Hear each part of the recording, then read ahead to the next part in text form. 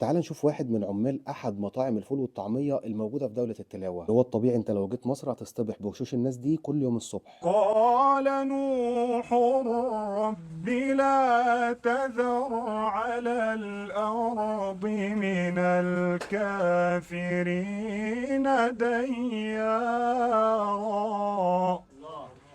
إنك إن تذرهم يضلوا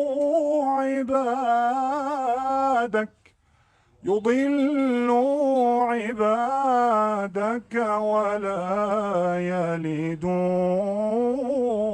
إلا فاجرا كفارا. الله عليك يا مولانا، أنت خريج إيه؟ محمود. أنا خريج شريعة إسلامية وماسك مسجد شغال إمام وخطيب.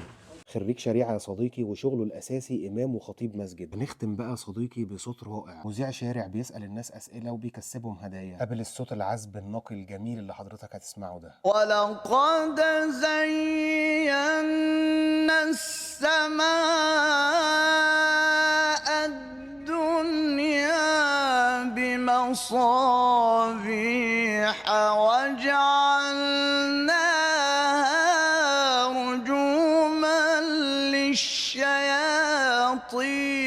وأعتدنا لهم عذاب السعير.